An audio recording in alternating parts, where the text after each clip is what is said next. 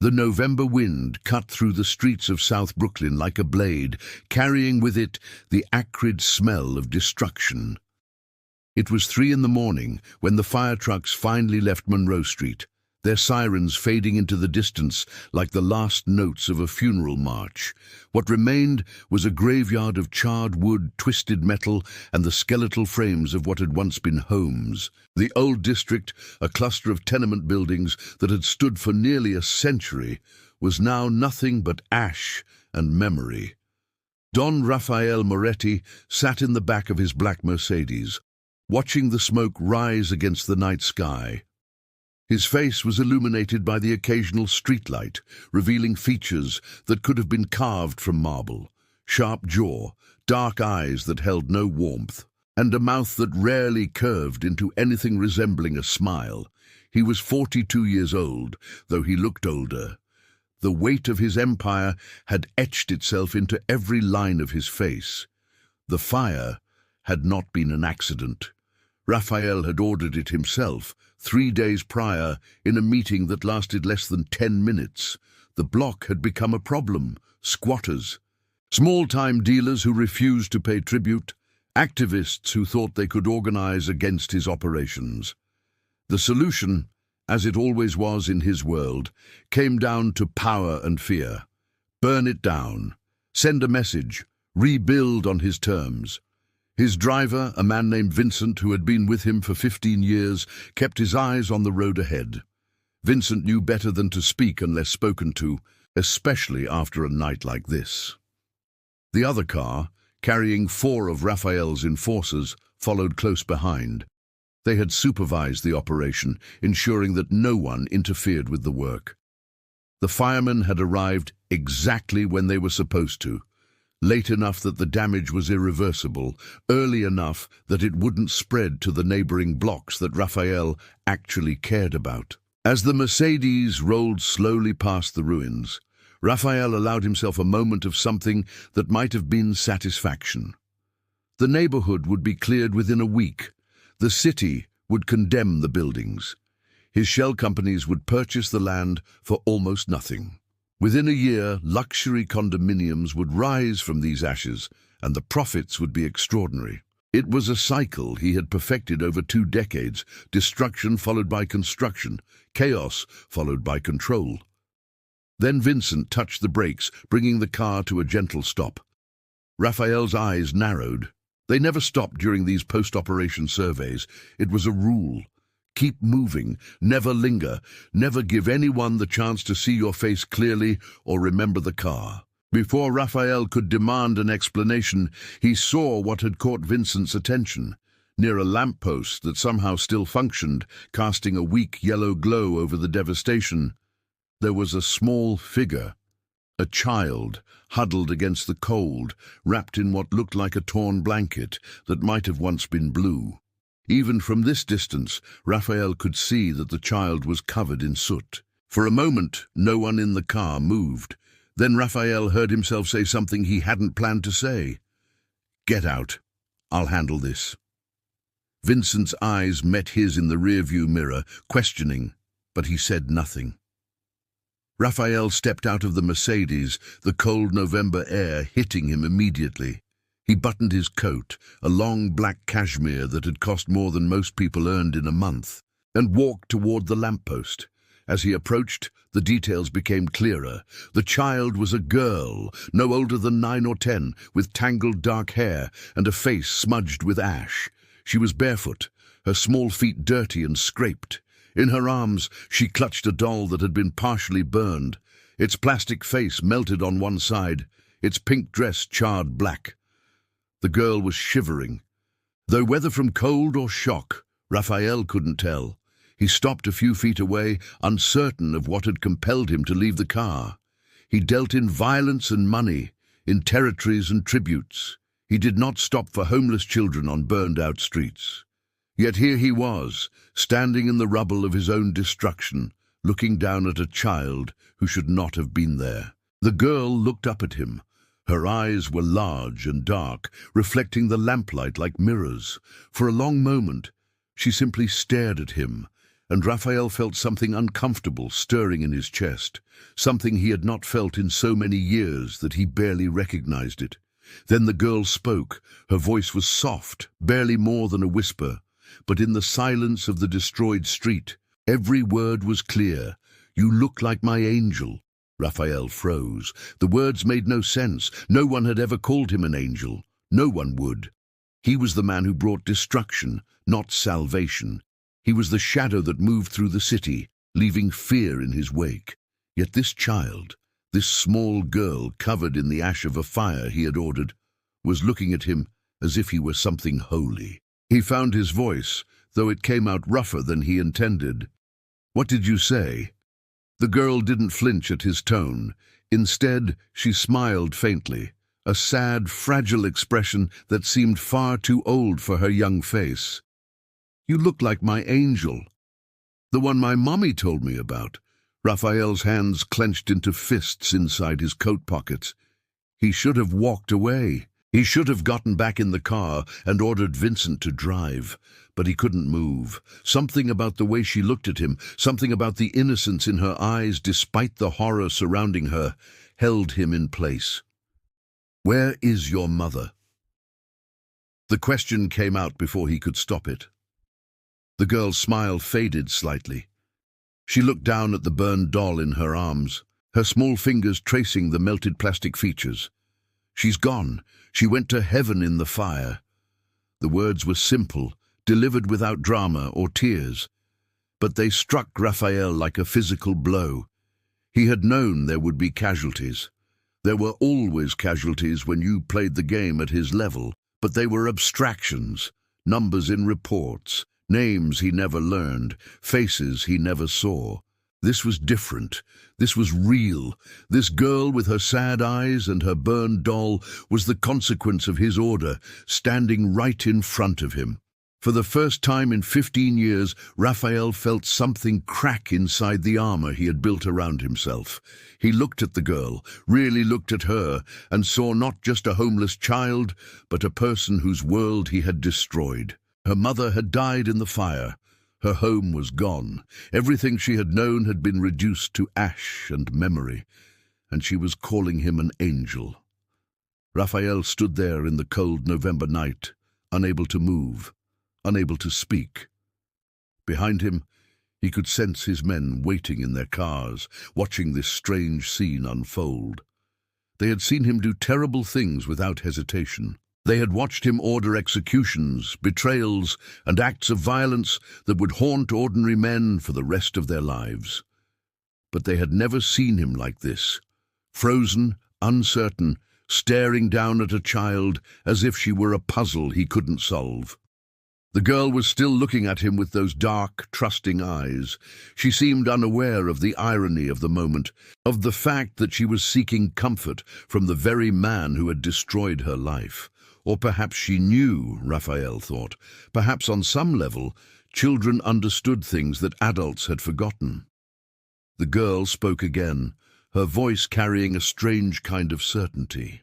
"My mommy said the angel would come after the fire. She said he would have sad eyes, and he would look like he was carrying the whole world on his shoulders.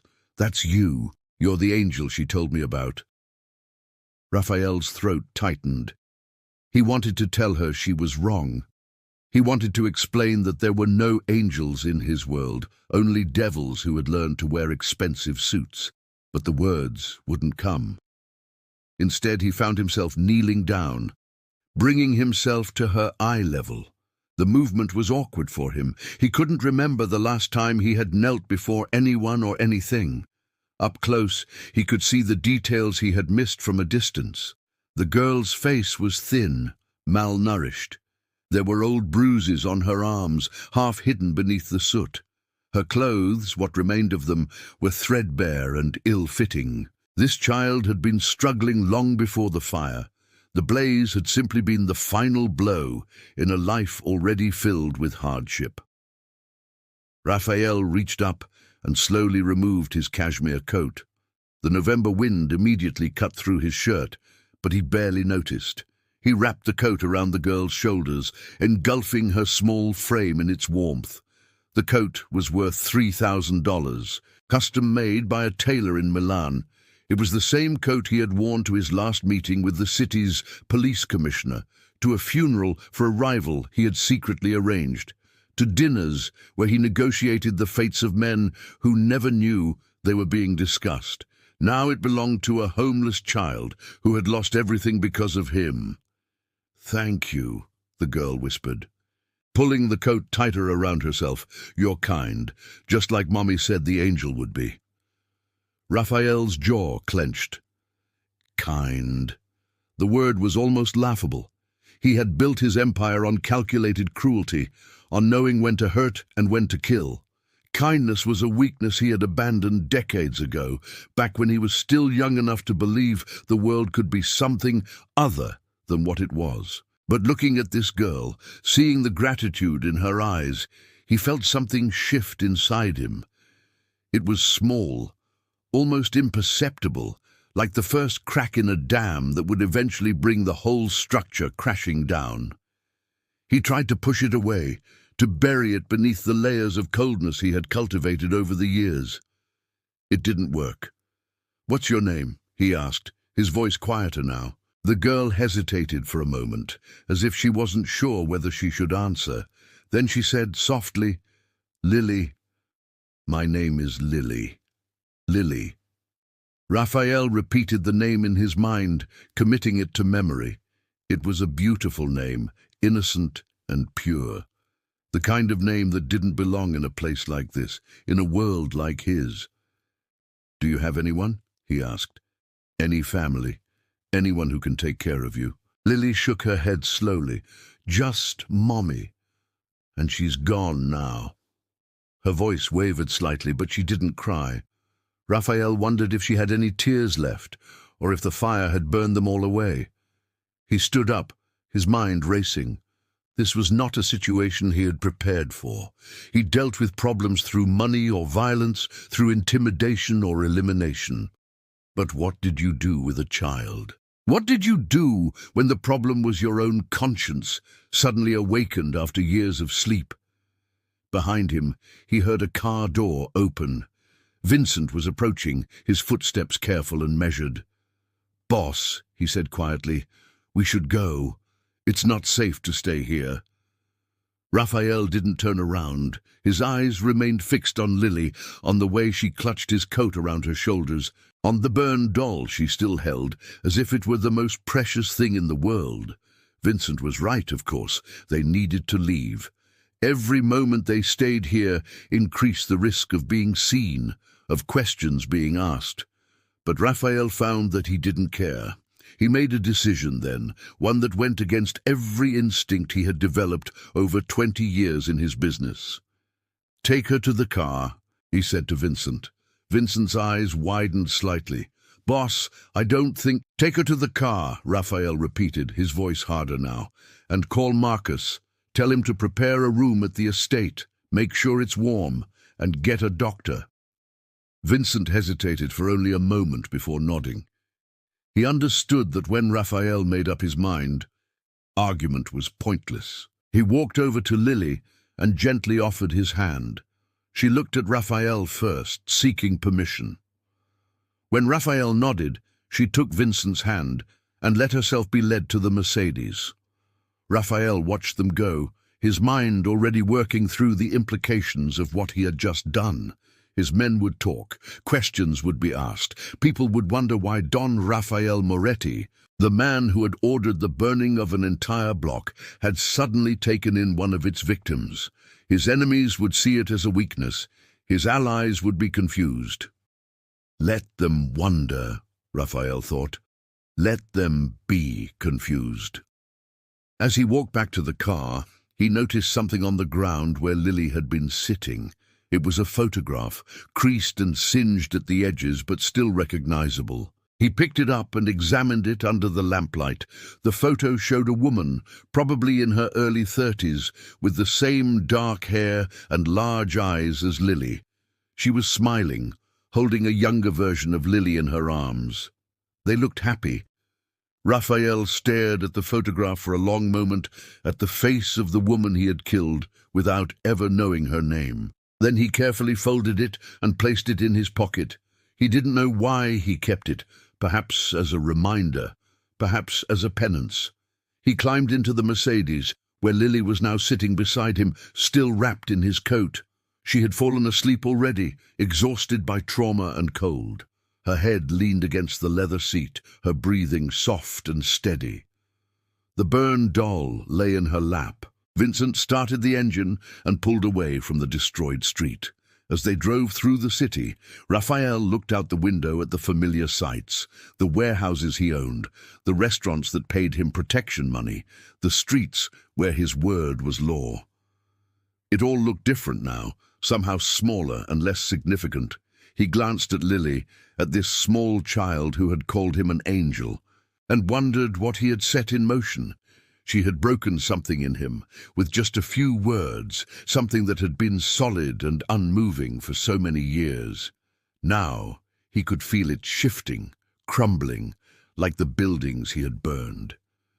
By the time they reached his estate in the countryside outside the city, Raphael had made another decision. The men who had set the fire, all of them, would disappear, not as a punishment but as an erasure. They were witnesses to his greatest mistake, and witnesses could not be allowed to remain. But more than that, he knew that something fundamental had changed. The empire he had built was still there, solid and powerful. But the man at its center was no longer the same. A homeless girl had looked at him with trusting eyes and called him an angel, and somehow, impossibly, he wanted to be worthy of that word. The weeks that followed were unlike anything Raphael Moretti had experienced in his entire criminal career. While his empire continued to function with its usual ruthless efficiency, while his men carried out their orders and his money kept flowing, something had shifted in the foundation of it all. And that something was a 9-year-old girl named Lily, who now lived in a room on the second floor of his estate. The estate itself was a fortress, disguised as a mansion, located 30 miles outside the city on 20 acres of wooded land. High walls surrounded the property, monitored by cameras and patrolled by guards who carried weapons they knew how to use. Inside, the house was a study in contradictions. Expensive art on the walls, but bars on some of the windows, luxurious furniture in the living areas, but reinforced doors that could withstand an assault. It was not a place for children, yet here she was. Marcus, Raphael's head of household security, and the closest thing he had to a friend, had prepared a room as instructed. It was one of the guest bedrooms that had never been used, now transformed almost overnight. Someone had acquired a bed with soft sheets, a warm comforter, toys that still had their tags attached, and clothes in various sizes, because no one had thought to ask what size a 9-year-old girl wore. The doctor had come that first night, examined Lily while she slept, and reported minor injuries, malnutrition, and signs of long-term neglect, but nothing that wouldn't heal with time and care. Raphael found himself in unfamiliar territory. He knew how to negotiate with mob bosses and corrupt politicians. He knew how to identify weakness in his enemies and exploit it without mercy. He knew the exact amount of violence needed to maintain respect without triggering unnecessary war. But he did not know how to talk to a child. For the first 3 days, he avoided her. He gave orders for her care. Make sure she eats, make sure she's warm, make sure she has whatever she needs, but he did not visit her room. He told himself it was for the best, that his presence would only frighten her, that she was better off with the staff. But the truth, which he barely admitted to himself, was that he was afraid of seeing that trusting look in her eyes again, afraid of the way it made him feel. On the 4th day, Lily came looking for him. He was in his study, reviewing reports on his various operations, when there was a soft knock on the door. Before he could respond, the door opened slightly, and Lily's face appeared in the gap. She was wearing new clothes now, jeans and a sweater that actually fit, and her hair had been washed and brushed until it shone. She looked healthier already, though still too thin. "Can I come in?" she asked quietly. Raphael stared at her for a moment, caught off guard. No one entered his study without permission. No one knocked softly and asked politely. People either came when summoned or stayed away. Yet here was this child, looking at him with those same dark, trusting eyes. He nodded, not trusting himself to speak. Lily entered the room, closing the door carefully behind her. She looked around at the dark wood paneling, the bookshelves filled with volumes Raphael had never read, the large desk that served as his command center. Her gaze lingered on the windows that looked out over the grounds, where early December snow had begun to fall. "It's pretty here," she said simply. Then she walked over to his desk and held out something in her hand. "I wanted to give you this." Raphael looked down at what she was offering. It was a drawing done in crayon on a piece of paper someone had given her. The drawing was crude, as children's drawings always are, but the subject was clear. It showed two figures, a tall one and a small one, standing beneath what might have been a sun or possibly a star. The tall figure had dark hair and was wearing what looked like a long coat. The small figure was holding the tall figure's hand. At the bottom of the page, in uncertain letters, she had written, "Thank you for being my angel." Raphael took the drawing with hands that weren't quite steady. He looked at it for a long moment, this simple picture that somehow contained more truth than any of the ledgers and reports on his desk. When he looked up, Lily was watching him with an expression of hope mixed with uncertainty. "You're welcome," he said, and was surprised to find that he meant it. That was the beginning. Lily began to appear in his study regularly, always polite, always careful not to disturb him, but present nonetheless. She would sit in the corner with a book or a toy, content just to be in the same room. Sometimes she would ask questions, innocent questions about the house, the grounds, the people who worked there. Raphael found himself answering, his voice softening in a way it never did with anyone else, and slowly, almost without realizing it, he began to change. The first change came in the form of an order he gave to his lieutenants: cancel the development project. The words were met with stunned silence during the meeting. The Monroe Street development was projected to generate tens of millions in profit. It was the entire reason for the fire, but Raphael had made his decision. Instead, he announced a different plan. They would rebuild the neighborhood, but not as luxury condominiums. They would restore it as housing for the people who had lived there at prices they could afford. His men exchanged glances, unsure if their boss had lost his mind. But Raphael wasn't finished. The second change was more dramatic. He ordered a complete audit of all his operations, identifying anything that directly harmed civilians. Protection rackets targeting small businesses that could barely afford them. Illegal gambling operations that exploited addiction. Loan sharking that trapped desperate people in cycles of debt. One by one, he began to dismantle these operations or reform them into something less predatory. His organization still dealt in violence. It still controlled territories and moved money in ways that would never see the light of day. Raphael was not suddenly a saint, but he was no longer the same man who had ordered a neighborhood burned without a second thought. The men who had actually set the fire disappeared, as Raphael had planned. But unlike his usual methods, he didn't have them killed. Instead, he gave them money and new identities in distant cities, with the clear understanding that they were never to return. It was mercy, though Raphael doubted any of them would recognize it as such. News of the changes spread through the criminal underworld like wildfire. Some saw it as weakness. A few rivals tested him, thinking the legendary Raphael Moretti had gone soft. They learned quickly that while his methods might have changed, his capacity for violence had not.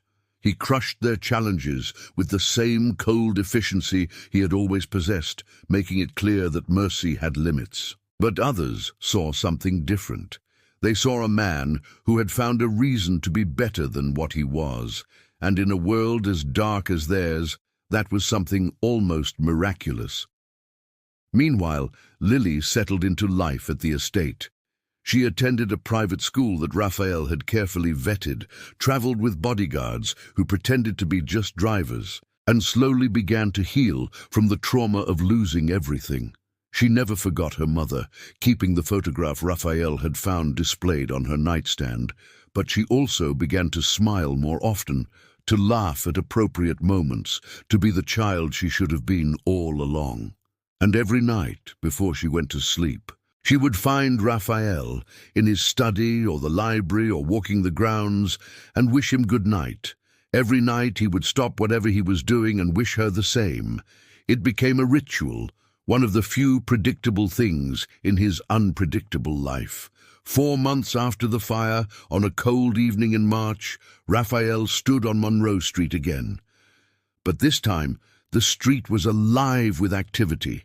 Construction crews worked on rebuilding the tenements, not as they had been, but better. Proper electrical, modern plumbing, structural integrity that would last another century. The project was running at a loss, eating into his profits, but Raphael found that he didn't care. Lily stood beside him, holding his hand. She looked up at him with those dark eyes that still saw something in him that no one else could see. "You're building it back," she said softly, "just like Mommy said you would." Raphael looked down at her, surprised. "Your mother said that?" Lily nodded.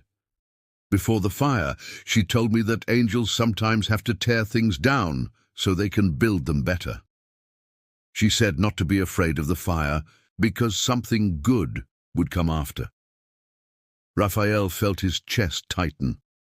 How could a woman he had never met, a woman he had inadvertently killed, have known? How could she have sent her daughter to him with words of forgiveness before the crime had even been committed? It seemed impossible, yet here he was, doing exactly what Lily claimed her mother had predicted. He looked back at the construction site, at the workers who were rebuilding homes for families who needed them. He thought about the photograph in Lily's room, about the woman smiling with her daughter in her arms, and he understood finally what Lily's mother had really done. She had given him a chance at redemption before he even knew he needed it. "Your mother was a wise woman," Raphael said quietly. Lily squeezed his hand. "She knew about angels," she said simply. "She knew they make mistakes sometimes. But she also knew they can fix them." 2 years had passed since the night of the fire. Monroe Street had been completely rebuilt, transformed from a burned-out ruin into a thriving neighborhood. The new buildings combined historic charm with modern safety and comfort, their brick facades echoing the originals, while their interiors boasted amenities the old tenements had never known. Families had moved back in, paying rents that were subsidized by shell companies no one could quite trace back to Raphael Moretti. The street had shops again, playgrounds, a community center that offered after-school programs and job training. It was a miracle, people said. A tragedy turned into something beautiful. They didn't know the truth, that the angel who rebuilt their neighborhood was the same devil who had burned it down. Raphael stood at his study window, watching the early April rain fall on the estate grounds. He was 44 now, though he felt older. The last 2 years had aged him in ways that had nothing to do with time. The changes he had initiated in his organization had created ripples that were still spreading, tensions that still needed to be managed. Some of his oldest associates had left, unable or unwilling to adapt to his new methods. Others had stayed, grudgingly accepting that their boss had transformed into something they didn't quite recognize. His empire was smaller now, more focused. He had divested from operations he considered too exploitative, redistributed territories, made peace with rivals he once would have destroyed. The money still came in, but he no longer measured his success solely in dollars and fear. There were other metrics now: families housed, jobs created, communities stabilized. They appeared in no ledger, but they mattered to him in ways he couldn't quite explain to men who thought only in terms of profit and power. Behind him, he heard the door open. He didn't need to turn around to know it was Lily. She was 11 now, taller, her face losing the rounded softness of early childhood and beginning to show hints of the woman she would become. She had thrived under his protection, attended an elite private school where she excelled in her studies, and had developed a quiet strength that reminded Raphael of her mother. "Are you ready?" she asked. Raphael turned from the window. She was dressed carefully, wearing a navy dress that was both age-appropriate and respectful. In her hands, she held 2 bouquets of flowers, white roses and lilies. "I'm ready," he said. They drove into the city in silence, Raphael at the wheel of an ordinary sedan rather than his usual Mercedes. It was a ritual they had established, one they performed every year on this date, the anniversary of the fire, the day Lily's mother had died, the day everything had changed. They arrived at the cemetery in the early afternoon. The rain had stopped, leaving everything clean and glistening. Raphael followed Lily through the neat rows of headstones until they reached the one they sought. It was a simple marker, granite with a bronze plaque. Lily had chosen it herself, had insisted on the inscription, "Maria Castellano, beloved mother. She believed in angels." Lily knelt and placed her bouquet at the base of the stone.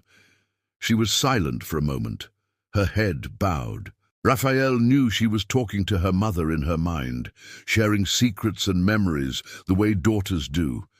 He waited, giving her the time she needed. Then she stood and stepped back, making room for him. Raphael approached the grave, holding his own bouquet. He had never met Maria Castellano in life, but he visited her in death more often than he visited anyone. He owed her everything, the awakening of his conscience, the reason he had tried to become something better than what he was. Without her daughter's words, without that moment on Monroe Street, he would have continued on his path of calculated destruction until something or someone finally stopped him. He laid his flowers next to Lily's and stood there for a long moment, looking at the name on the stone. "I'm sorry," he said quietly. It was inadequate, but it was all he had. "I'm sorry for what I did.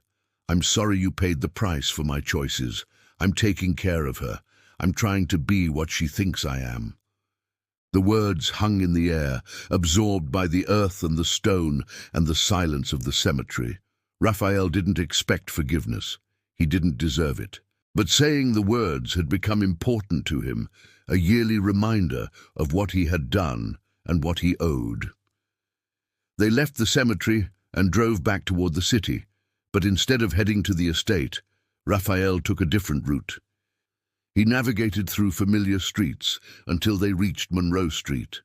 He parked the car and they walked together down the sidewalk. Past the rebuilt buildings and the thriving shops, people recognized them now, not as Raphael Moretti, the mob boss, and Lily Castellano, the orphan, but as something else, the man who had saved the neighborhood and his daughter.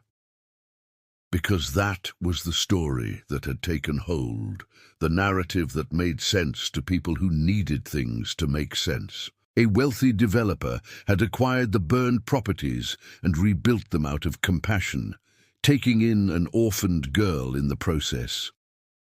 It was close enough to the truth that Raphael didn't bother to correct it. They stopped in front of one building in particular, a 3-story brick structure that looked identical to its neighbors.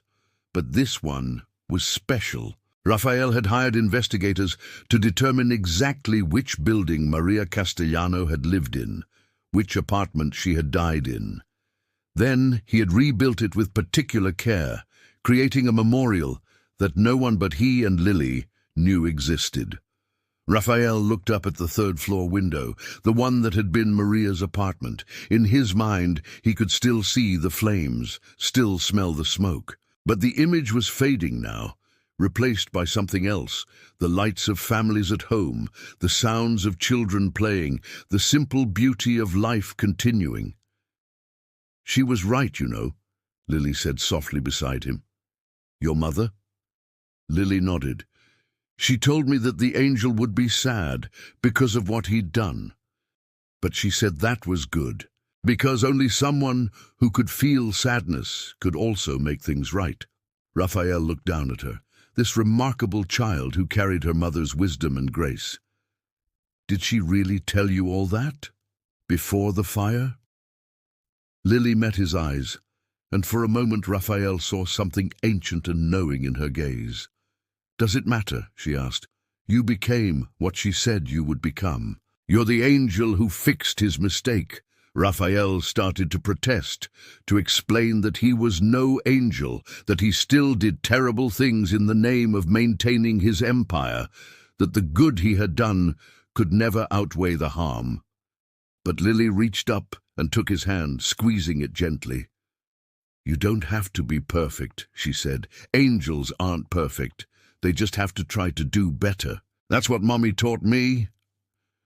They walked back to the car in comfortable silence. As Raphael drove them home, he thought about the journey he had taken, from the man who would burn a neighborhood without hesitation to the man who would rebuild it with care. It wasn't redemption, not really. The blood on his hands hadn't washed away. The lives he had ruined before that November night still existed in his past, unchangeable and unforgiven.